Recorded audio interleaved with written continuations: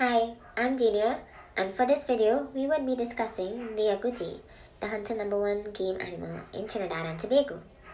This agouti is found in the northern rainforest, Paria village, and is also found in other forested parts of Trinidad and Tobago.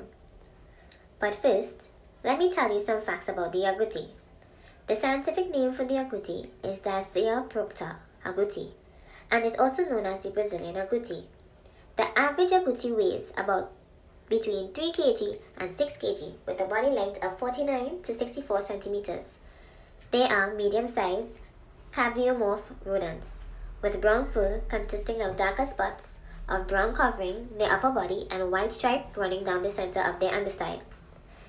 These species display sexual dimorphism, as the males are usually smaller in size than the females but have a similar appearance. Locomotion is quadrupedal. This means they use all their forelimbs to bear, walk, and run. The forefeet have 4 toes, while hind feet are usually longer than the forefeet. These animals have small round ears and short-haired tails, not more than 6 centimeters in length. The agouti lives in small groups composed of mating couple and their offsprings in the riparian forest. The gestation period lasts for about 3 months, and they live up to 20 years, a very long time for a rodent. The agoutis are equipped with sharpened scissors that are able to crack the shell of the Brazilian nut. The Brazilian nuts are one of their favorite treats. Sometimes they eat bird eggs and shellfish. Their special feature is a layer of enamel, provides extra length. The Brazilian nuts are one of their favorite treats. Sometimes they eat bird eggs and shellfish. Their special feature is a layer of enamel, provides extra strength that is required for breaking the hard shells. Agouti can recognize the sound when fruits are falling.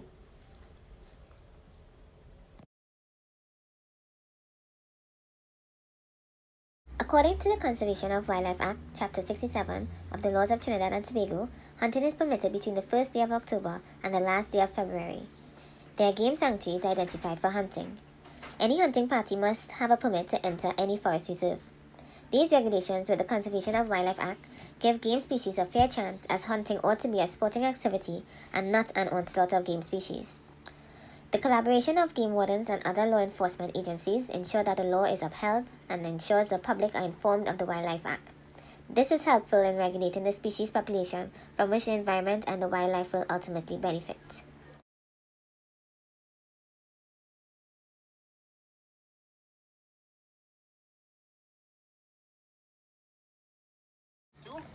I had the opportunity to interview a hunter. Let's listen to his story. Estates, abandoned estates, cultivated estates, and mostly near roadsides. Okay. And what type of animals do you hunt? We mostly hunt the agouti. What type of hunting? We do dog hunting. Dog. We use bloodhounds to find the animals and keys. And would you say this is done for sporting purposes or for a livelihood? It's strictly for sporting in my group. And your group comprises of how many individuals? Mostly 5 persons on average.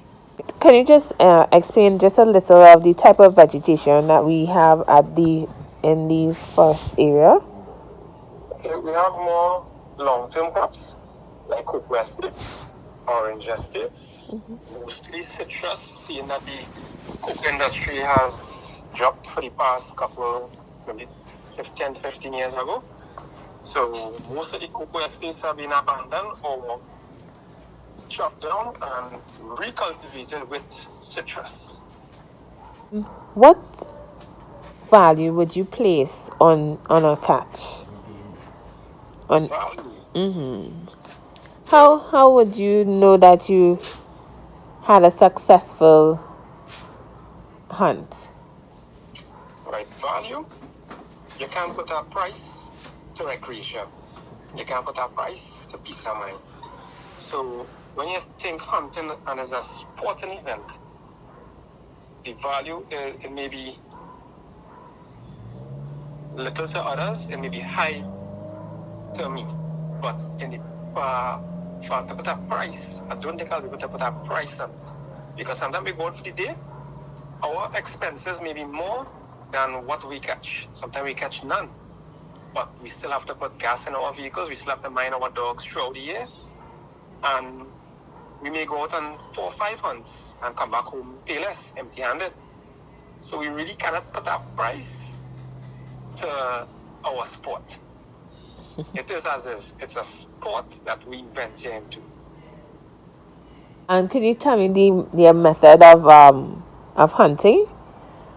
Correct. There are many methods, but the one that we mainly use are dogs and the animals who actually be penned, meaning they got put in a burrow or a hole and they cannot come out because the dogs are there at the entrance. And the entrance is the exit. Okay. So we dig them out. Sometimes we use nets once we know the route that they're on, because an agouti runs more in a circle. So once we find his road or his route, we set a net and we slow down the agouti or hopefully catch him in the net. Do you use any other equipment like pellet guns or rifles? Yes, we do. We do have pellet guns that we use, but that seems to be futile, seeing that the animal is actually more faster than the gun. Yes. So we have to sometimes implement the use of firearms, which we recruit firearm holders, firearm gentlemen with firearms, to bring them into the group on our hunting expedition sometimes. Lastly, this is your last question. Thank you for all your information. Do you usually go out hunting with a license? Hunting license? Yes, a hunting license. Yes. Every animal that is protected by the Forestry Division of Trinidad and Tobago, there is a permit issued for every animal. So if you're going to hunting, you have to have an agouti license. Every individual that is over the age of 18 years of age has to have a game license to hunt the animal that which we pursue. It have other animals such as lap, deer, tattoo, wild hog, etc. These are the main species that are protected by the government of Trinidad and Tobago. Thank you, Sayo, for your information. As a sport hunter, you know all the information.